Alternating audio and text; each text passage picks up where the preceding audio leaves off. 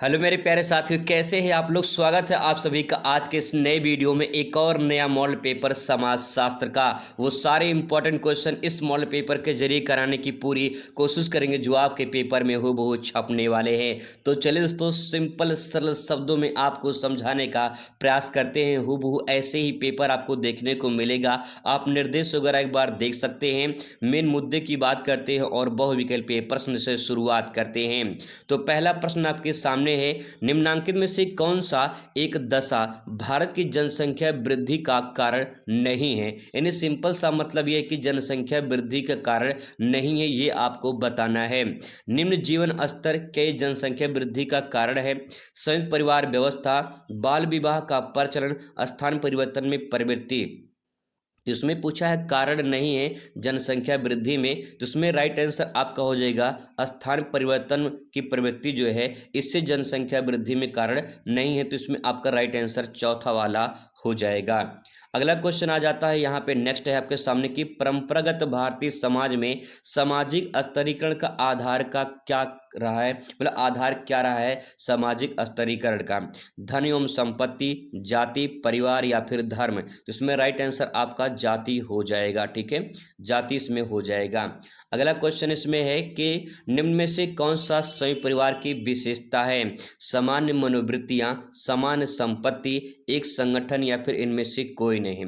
तो जो समान संपत्ति होती है ये संयुक्त परिवार की जो है विशेषता मानी जाती है। ठीक है, अगला क्वेश्चन यहाँ पे कि बाजार में किसी वस्तु की कीमत का निर्धारण करने का मुख्य आधार क्या होता है। प्रतिस्पर्धा यानी कंपटीशन, वस्तु की मांग और पूर्ति, वस्तु की गुणवत्ता, सेवाओं का मूल्य। तो उसमें जो आपका वस्तु की मांग और पूर्ति होती है यही जो है बाजार की कीमत को निर्धारण करता है। अगला यहाँ पे है क्वेश्चन कि महात्मा गांधी ने अस्पृश्य यानी छुआछूत जाति के लिए 1930 के दशक में किस नाम से संबोधन आरंभ किया था। आदिवासी, पिछड़े वर्ग, हरिजन या फिर दलित। तो उसमें सही जवाब का हो जाएगा हरिजन शब्द का उपयोग किया था। आगे यहाँ पे है क्वेश्चन नंबर 6वां है, भारत में 2011 की जनगणना के अनुसार लिंगानुपात स्त्रियां प्रति हजार पुरुषों पर कितना था। इन 2011 के अनुसार लिंगानुपात कितना था, 933, 940, 927 या फिर 930। सही भी जवाब हो जिसमें हो जाएगा 940 इसमें था। ठीक है, आगे है भारत में सूचना का अधिकार का अधिनियम किस वर्ष पारित हुआ था। 2005 में, 2008 में, 2004 में, 2006 में। तो सूचना का अधिकार इसे आरटीआई के नाम से जाना जाता है, ये आया था 2005 में। ठीक है, 2005 में आया था। अगला क्वेश्चन है, निम्नलिखित में से कौन है जो परियोजना का चरण है। तो परियोजना का चरण कौन सा है, तो इसमें सही जवाब का हो जाएगा अध्ययन विषय का चुनाव, अध्ययन प्रविधियों का चुनाव, तथ्यों का संकलन, उपयुक्त सभी। तो इसमें यही वाला आपका राइट आंसर रहेगा। ठीक है, आगे यहाँ पे उपनिवेशवाद के किस सोच का प्रतिफल है। तो उपनिवेशवाद होता है वो मानवतावाद, समाजवाद, संप्रदायवाद, अंतर्राष्ट्रीयता। तो यहाँ पे सही जवाब का हो जाएगा यहाँ पे साम्राज्यवाद हो जाएगा। ठीक है, साम्राज्यवाद कह सकते हैं या फिर संप्रदायवाद हो जाएगा। इसमें राइट आंसर हो जाएगा तीसरा वाला। ठीक है, चलिए आगे देखते हैं, अगले क्वेश्चन पर आ जाते हैं। 10वां नंबर क्वेश्चन की पंचायती राज व्यवस्था में कितने स्तर हैं। पंचायती राज व्यवस्था में 3 स्तर हैं, 4 हैं, 2 हैं या फिर 5 हैं। तो सही जवाब इसमें 3 हो जाएगा। इसके 3 स्तर देखने को मिलते हैं, एक ग्राम पंचायत, दूसरा क्षेत्र पंचायत और तीसरा होता है आपका जिला पंचायत। तो 3 स्तर इसमें देखने को मिलते हैं। ये 10 इंपॉर्टेंट बहुविकल्पीय क्वेश्चन हो गए। बात करते हैं अति लघु उत्तरीय प्रश्न का, जिसका उत्तर आपको 3 नंबर मिलेगा उत्तर लिखने पर। जब आप अति उत्तरीय प्रश्न लिखेंगे तो इसके लिए आपको 3 अंक मिलेंगे। कम से कम 3 से 5 लाइन में आपको उत्तर भी लिखना होगा। जैसे यहाँ पे क्वेश्चन देखिए, हरित क्रांति के 3 प्रभावों का उल्लेख कीजिए। तो पहला प्रभाव, दूसरा प्रभाव, तीसरा प्रभाव। तो 3 प्रभाव जो आप लिख देंगे 3 अंक आपको मिल जाएगा। सिंपल है। आइए कैसे लिखेंगे इसके बारे में भी जान लेते हैं। तो सभी का उत्तर आपको यहाँ पे देखने को मिल जाएगा। सबसे पहले यहाँ पे हेडिंग डालेंगे यहाँ पे हरित क्रांति का प्रभाव और इसके बारे में लिखेंगे उन्नत उत्पादन में वृद्धि, पहला पॉइंट। दूसरा सामाजिक असमानता, तीसरा पॉइंट पर्यावरणीय प्रभाव। तो अगर आप इतना ही लिख देंगे 3 पॉइंट तब भी आपका पूरा काम हो जाएगा, 3 नंबर आपको मिल जाएगा।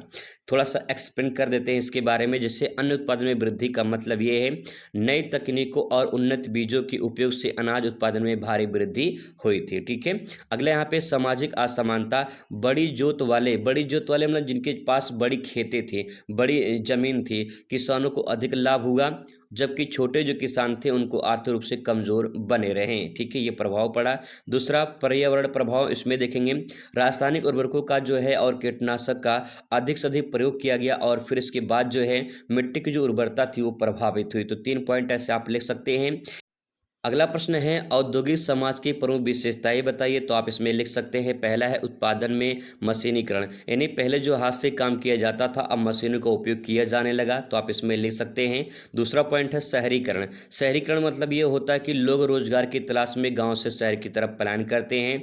तीसरा विभाजन और विशेषज्ञता, इसमें मतलब ये है कि कार्यों का जो विभाजन होता है इसमें श्रमिक और विशिष्ट कौशल को प्रशिक्षित किया जाता है, ऐसे इसमें आप लिख सकते हैं। इसके बाद अगला क्वेश्चन आता है मास मीडिया क्या है। मास मीडिया का मतलब ये होता है कि जो यहाँ पे मास मीडिया संचार का वह साधन है जिसके माध्यम से बड़ी संख्या में लोग अपनी सूचना, मनोरंजन और विचार पहुंचाते हैं, जिसमें रेडियो, टेलीविजन, समाचार पत्र, पत्रिकाएं, इंटरनेट ये शामिल हैं। आज के दिन में सोशल मीडिया सबसे बड़ा मास मीडिया के नाम से जाना जाता है।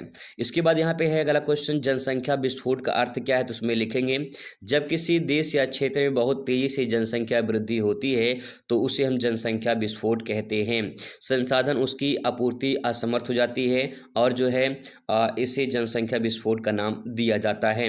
यह विकासशील देशों की प्रमुख समस्या मानी जाती है। ठीक है, आप इसको डायग्राम में कन्वर्ट कर सकते हैं। जैसे मान लीजिए कोई एक क्षेत्र है, ठीक है, यहाँ पे मान लीजिए 50 लोग रहते हैं और अचानक इसमें 5 साल बाद अगर यहाँ पे 500 लोग हो जाएं तो इसे हम जनसंख्या विस्फोट कहते हैं। ठीक है, नेक्स्ट पॉइंट इसमें है उदारीकरण से आप क्या समझते हैं। उदारीकरण को परिभाषित करना है तो उदारीकरण वह आर्थिक नीति है जिसके तहत सरकार व्यापार, उद्योग और निवेश पर लगे प्रतिबंधों को हटाकर नए क्षेत्रों को बढ़ावा देती है।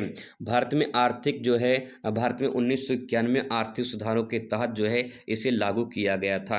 यानी सरकार जो हमें निवेश जो भी होते हैं या फिर जो उद्योग होते हैं, जो व्यापार होते हैं, उसमें जो प्रतिबंध होते हैं उसको हटा देती है, तो उसे उदारीकरण कहा जाता है। ठीक है, अगला क्वेश्चन है जाति का जो है परिभाषा लिखिए। तो जाति की क्या परिभाषा होती है। जाति एक सामाजिक समूह है जो जन्म पर आधारित होती है, जन्म पर तय होती है। इसमें और लिखेंगे कि और इसके नियम, परंपराएं, पेशे यानी पीढ़ी दर पीढ़ी चलती रहते हैं। ये भारत में सामाजिक स्थिरीकरण का महत्वपूर्ण आधार माना जाता है। तो जाति के बारे में ऐसे आप परिभाषित कर सकते हैं। अगला प्रश्न है पश्चिमीकरण की परिभाषा लिखिए। तो उसमें लिखेंगे पश्चिमीकरण की परिभाषा में पश्चिमीकरण वह प्रक्रिया है जिसमें कोई समाज या संस्कृति पश्चिमी देशों जैसे यूरोप, अमेरिका के जीवन शैली, विचारधारा, रीति रिवाजों और तकनीकों को अपना लेते हैं। जैसे भारत यहाँ पूरब में है, ठीक है, तो पश्चिम से अगर कोई आकर भारत में अपनी संस्कृति आदान प्रदान करता है तो इसे पश्चिमीकरण का नाम दिया जाता है। ठीक है, अगला यहाँ पे नातेदारी के संबंध क्या है। तो नातेदारी का संबंध बहुत इंपॉर्टेंट परिभाषा है। नातेदारी का संबंध सामाजिक और पारिवारिक संबंध होते हैं जो रक्त संबंधी यानी माता पिता, भाई बहन और विवाह संबंधी यानी पति पत्नी के रूप में होते हैं। ठीक है, अगला क्वेश्चन यहाँ पे है वर्ग पर आधारित जो आंदोलन होते हैं उसके बारे में क्वेश्चन पूछा जा सकता है। तो लिखेंगे इसमें वर्ग पर आधारित आंदोलन वे सामाजिक आंदोलन होते हैं जो किसी विशेष आर्थिक या सामाजिक या पेशेवर वर्ग अधिकारों या हितों की रक्षा के लिए किए जाते हैं। जैसे कि मजदूर वर्ग आंदोलन होता है, किसान आंदोलन होता है, इस प्रकार से आंदोलन किए जाते हैं। अगला क्वेश्चन है जन्म दर को परिभाषित कीजिए। तो जन्म दर की परिभाषा में लिखेंगे जन्म दर प्रति 1000 व्यक्तियों पर जो है एक वर्ष में जितने बच्चे जन्म लेते हैं उनकी संख्या को जन्म दर कहा जाता है। इसे जनसंख्या वृद्धि का एक महत्वपूर्ण कारक भी माना जाता है। इसके बाद आपका शुरुआत होता है सेक्शन यहाँ पे लघु उत्तरीय प्रश्न का। यहाँ पे कम से कम एक पेज में पूरा आंसर आप लिखेंगे तब जाके पूरा 5 अंक आपको यहाँ से प्राप्त होंगे। ठीक है, यहाँ पे जैसे क्वेश्चन की जाति व्यवस्था की प्रमुख विशेषताएं बताइए, परियोजना के कार्य का उद्देश्य बताइए, ऐसा क्वेश्चन आपको देखने को मिलेगा। तो आइए इसका उत्तर देखते हैं कैसे आप यहाँ पे लिखेंगे। क्वेश्चन है कि जाति व्यवस्था की प्रमुख विशेषताएं बताइए। तो जाति व्यवस्था होती है, पहला पॉइंट इसमें जन्म पर आधारित होती है, जाति का निर्धारण जन्म के आधार पर होता है। दूसरा है पेशा निर्धारित, यानी पारंपरिक जो जाति होती है वो जो है अपना व्यवसाय जो करती है वो उसी प्रकार से पीढ़ी दर पीढ़ी चली आती है। जैसे कुम्हार है, कुम्हार वाला जो काम होते हैं वो कुम्हार करता है, तो उस प्रकार से पीढ़ी दर पीढ़ी उनका पेशा व्यापार चला आता है। दूसरा है सामाजिक स्तरीकरण, यानी जातियां उच्च और निम्न श्रेणियों में विभाजित रहती हैं, इस प्रकार से पीढ़ी जो है चली आ रही है परंपरा। रोटी बेटी संबंध, रोटी बेटी संबंध का मतलब है कि विवाह और भोजन की सीमाएं जाति के अनुसार भी निर्धारित होती हैं। अगला है संकीर्णता और भेदभाव, इसमें जाति प्रथा और समाज में जो ऊंच नीच देखने को मिलती है वो जाति के आधार पर ही होता है। ठीक है, अगला प्रश्न है परियोजना कार्य का उद्देश्य क्या है। तो परियोजना कार्य उद्देश्य में लिखेंगे व्यवहारिक ज्ञान प्राप्त करना, जैसे कि छात्रों को अध्ययन और अनुसंधान कौशल सिखाना, ये आपका परियोजना कार्य का उद्देश्य हो जाएगा। आगे है विश्लेषणात्मक क्षमता विकसित करना, यानी किसी समस्या का गहराई से अध्ययन करने की क्षमता विकसित करना, इसीलिए परियोजना जो प्रोजेक्ट कार्य होते हैं वो किए जाते हैं। अगला यहाँ पे क्वेश्चन है कि तथ्यों का संकलन एवं प्रस्तुति, यानी विश्वसनीय स्रोतों से जानकारी एकत्र कर व्यवस्थित रूप से प्रस्तुत कर देना जो है ये इसमें शामिल होता है। अगला है समस्या समाधान कौशल, इसमें लिखेंगे समाधान खोजते ही नवाचार, नवाचार में नई नई चीज़ों का खोजना, विकसित जो है इसकी क्षमता को बढ़ाना होता है। फिर इसके बाद अगला क्वेश्चन आता है सामाजिक परिवर्तन और सामाजिक आंदोलन में अंतर बताइए। तो आप यहाँ पे अंतर देख पाएंगे, सबसे पहले आप यहाँ पे विशेषता देख सकते हैं और यहाँ पे सामाजिक परिवर्तन और सामाजिक आंदोलन लिखा गया है। तो एक एक करके समझते हैं, पहले इसकी परिभाषा समझते हैं। समाज की जो संरचना होती है, समाज की संरचना परंपराओं और मूल्यों पर धीरे धीरे होने वाला परिवर्तन होता है, उसे सामाजिक परिवर्तन कहते हैं। सामाजिक आंदोलन की बात करें तो किसी सामाजिक समस्या के समाधान या अधिकारों के लिए किया गया संगठित प्रयास ही सामाजिक आंदोलन कहलाता है। ठीक है, सिंपल है। आगे यहाँ पे गति की बात करते हैं, धीमी गति से होती है और तेज और उग्र हो सकता है। उदाहरण के तौर पर अगर बात करें, जैसे औद्योगिकरण है, शहरीकरण है, शिक्षा का प्रसार है, ये सब है। इसमें दलित आंदोलन है, नारी आंदोलन है, ये सब इसमें शामिल किया जाता है। ठीक है, आगे इसमें नेक्स्ट प्रश्न की बात करें तो यहाँ पे अगला है कि पंथ निरपेक्षता का अर्थ बताइए। तो पंथ निरपेक्षता का अर्थ में लिखेंगे एक ऐसी विचारधारा जिसमें राज्य सभी धर्मों को समान दूरी बनाए रखता है और किसी एक धर्म को प्राथमिकता नहीं देता है। भारत में सभी नागरिकों को धार्मिक स्वतंत्रता प्राप्त की दी गई है। कहने का मतलब है कि पंथ निरपेक्षता या धर्म निरपेक्षता बात एक ही है। संविधान में, भारतीय संविधान में कोई भी धर्म जो है ऊपर नीचे नहीं है, सर्वश्रेष्ठ नहीं है। सभी धर्म कैसे हैं, बराबर हैं संविधान की नज़र में। जो जैसा चाहे जिस धर्म को अपना सकता है, उस धर्म का प्रचार प्रसार कर सकता है, लेकिन संविधान की नज़र में कोई धर्म सर्वश्रेष्ठ नहीं है। सभी धर्म कैसे हैं, बराबर हैं। ठीक है, आगे इसमें है अगला क्वेश्चन कि दलित आंदोलन के मुख्य उद्देश्य बताइए। दलित आंदोलन का उद्देश्य क्या है। तो पहला है सामाजिक समानता। सामाजिक समानता इसमें लिखेंगे छुआछूत भेदभाव को समाप्त करना, ये पॉइंट आ जाएगा। दूसरा है शिक्षा का अधिकार, दलितों को शिक्षा और सरकारी नौकरियों में भी उचित जो है प्रतिनिधित्व दिलाना, ये इसमें शामिल हो जाएगा। अगला है राजनीतिक सशक्तिकरण, यानी दलित समुदाय को राजनीतिक स्थिति में भी भागीदारी बढ़ाना, उनको मजबूत करना।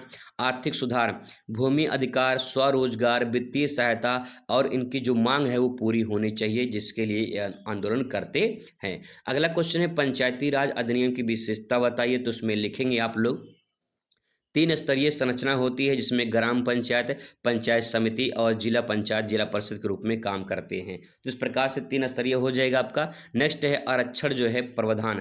आरक्षण प्रावधान का मतलब यह है कि महिलाओं को जो है अनुसूचित जाति और अनुसूचित जनजाति की जो महिलाएं होती हैं उनको इसमें 33% जो है आरक्षण दिया गया है पंचायती राज व्यवस्था में। नेक्स्ट है ग्राम सभा की शक्ति। ग्राम सभा की शक्ति में लिखेंगे गाँव के विकास कार्यों में जनता की भागीदारी होती है और जो ग्राम प्रधान होता है उसके द्वारा विकास किया जाता है। वित्तीय अधिकार की बात करें तो पंचायती राज संस्थाओं को कर और धनराशि ने संपत्ति जुटाने का अधिकार भी दिया गया है। स्थानीय स्वशासन की बात करें तो ग्रामीण स्तर पर जो है आत्मनिर्भरता और लोकतांत्रिक प्रक्रिया जो उसको बढ़ावा मिलता है। ठीक है, आगे इसमें है, इसके बाद आता है सेक्शन आपका नेक्स्ट दीर्घ उत्तरीय प्रश्न, जहां इस प्रकार से क्वेश्चन आपको देखने को मिलेंगे, जैसे कि संस्कृतिकरण की अवधारणा और इसकी प्रमुख विशेषताओं का विवेचना कीजिए। अगर आपको ये क्वेश्चन नहीं आ रहा है तो अथवा करके दिया रहता है। भूमंडलीकरण द्वारा आर्थिक और राजनीतिक क्षेत्र में लगाए गए परिवर्तन की विवेचना कीजिए। यानी 27 नंबर क्वेश्चन में से आपको एक करना होगा, फिर 28 में से कोई एक आपको करना होगा, फिर 29 में से कोई आपको एक क्वेश्चन करना होगा। आइए इसका उत्तर देख लेते हैं फटाफट कैसे उत्तर लिखेंगे। तो सांस्कृतिकरण का अवधारणा और उसकी प्रमुख विशेषता के लिखेंगे इसमें। सांस्कृतिकरण की अवधारणा। सांस्कृतिकरण एक सामाजिक प्रक्रिया है जिसमें निम्न जातियां या जो समुदाय उच्च जातियां, विशेष रूप से सवर्ण जातियां जो होती हैं, रीति रिवाजों, परंपराओं, आचार व्यवहार और जीवन शैली को अपनाते हैं ताकि वे समाज में उच्च दर्जा प्राप्त कर सकें। इस अवधारणा को समाजशास्त्री एम.एन. श्रीनिवास ने विकसित किया था। तो सांस्कृतिकरण का मतलब ये होता है कि जो उच्च जातियां होती हैं वो जो निम्न जातियां होती हैं, निम्न जातियां जो होती हैं ये उच्च जातियों को देखकर अपने आप में परिवर्तन करती हैं। उसी परिवर्तन बदलाव को संस्कृतिकरण का नाम दिया गया है। ठीक है, आगे यहाँ पे है इसकी क्या क्या विशेषताएं हैं, तो विशेषताओं में ले सकते हैं। पहला है ऊंची जातियों का अनुसरण करना, उन्हें फॉलो करते हैं, जैसे वो काम करते हैं वैसे निम्न जातियां करने की कोशिश करते हैं। अगला है सामाजिक गतिशीलता। इसमें सामाजिक गतिशीलता का मतलब कि समाज में परिवर्तन देखने को मिलता है। अगला है परिवर्तन धीमी प्रक्रिया होती है, जो भी होती है लेकिन धीमी प्रक्रिया देखने को मिलती है। नेक्स्ट है धार्मिक और सांस्कृतिक समायोजन देखने को मिलता है। जो धर्म है, जो उनकी संस्कृति है, उसका तालमेल देखने को मिलता है। शिक्षा में कहीं की प्रभाव भी देखने को मिला हुआ है। अथवा करके जो क्वेश्चन दिया है उसको भी देख लीजिए, क्या पता क्वेश्चन आ जाए और आप अच्छे से लिखकर चले जाएं। तो यहाँ पे भूमंडलीकरण द्वारा आर्थिक क्षेत्रों में क्या परिवर्तन हुए हैं इसके बारे में आपको बताना है। तो पहला है उदारीकरण, दूसरा है वैश्विक बाजार का विस्तार। इसमें आप लिखेंगे उदारीकरण में। उदारीकरण का मतलब ये होता है कि जब कोई भी नियम प्रतिबंध को सरकार कम कर दे, ठीक है, या उसे हटा दे तो उसी प्रक्रिया को उदारीकरण कहा जाता है। वैश्विक बाजार का विस्तार करने का मतलब ये है कि कोई जैसे चीन है, मान लेते हैं चीन है, चीन क्या करता है, अपना जो सामान होता है दुनिया के कई सारे देशों में बेचता है। तो इस प्रक्रिया को वैश्वीकरण कहते हैं, मतलब कि अपने सामान को कई सारे देशों में या अपने संस्कृति को कई देशों में फैला देना। ठीक है, नेक्स्ट है तकनीकी विकास। वैश्वीकरण का या भूमंडलीकरण का अर्थ यहाँ पे हो जाएगा कि तकनीकी विकास, जितना ज़्यादा तकनीकी विकास होगा उतना ज़्यादा उस क्षेत्र का विकास होगा और भूमंडलीकरण होगा। अगला है रोजगार के अवसर भी देखने को मिलते हैं।